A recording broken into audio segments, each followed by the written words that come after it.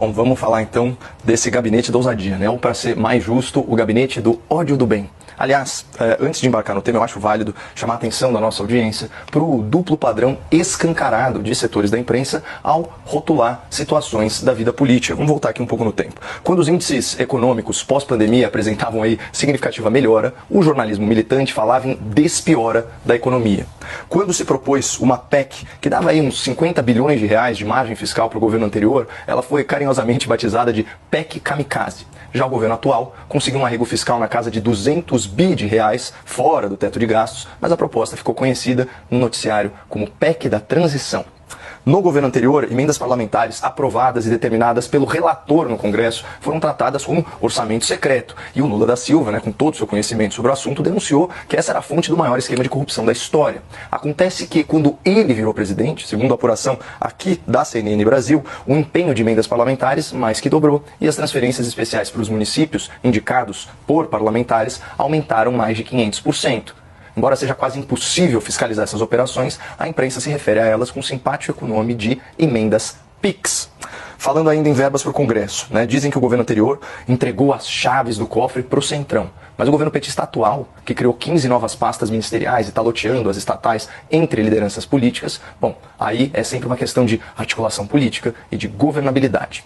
Mais uma, durante a eleição agora, quem se aliava à candidatura petista fazia parte de uma suposta frente democrática, com direito à cartinha pela democracia, assinada por quem jura até hoje, de pé junto, que Cuba, Venezuela e Nicarágua não são ditaduras e que promovem eleições legítimas. Contudo, ai de quem se aliasse à candidatura bolsonarista, aí já era desqualificado como sendo de extrema-direita, fascista, negacionista, genocida, entre outras adjetivações pejorativas. Na campanha eleitoral, quando Lula mentia sobre a sua situação jurídica, ele apenas, aspas, cometia erros. E o Bolsonaro, quando tentava explicar que o Lula não foi absolvido pelo STF, por exemplo, estava disseminando fake news e promovendo a tal desordem informacional. E logo depois que o Lula tomou posse, a gente descobriu que só a esquerda pode ocupar e depredar prédios públicos impunemente. Quando são bolsonaristas, aí não se trata de invasão e vandalismo, mas sim tentativa de golpe de Estado e abolição do Estado democrático de direito. Ou seja, do lado esquerdo, você tem, supostamente, movimentos sociais legítimos. Do outro lado, são golpistas ou são criminosos terroristas, para usar a expressão infeliz de um ministro do STF. E, finalmente, chegamos ao tema em debate, que é outro exemplo ilustrativo desse duplo padrão que contamina o debate público quando o assunto é rotular situações da política nacional. Hoje nós estamos aqui tratando do famigerado gabinete da ousadia, que seria a versão petista, aprimorada, irrigada aí com verba pública, de um suposto gabinete do ódio do governo anterior. E veja então como é gritante a diferença.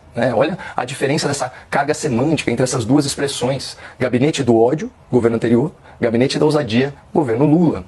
E aqui uma diferença muito importante. O tal gabinete da ousadia é auto-intitulado. Ou seja, foi a própria campanha de Lula da Silva que escolheu esse nome para se referir aí ao exército de influenciadores e de gargantas de aluguel a serviço da candidatura petista.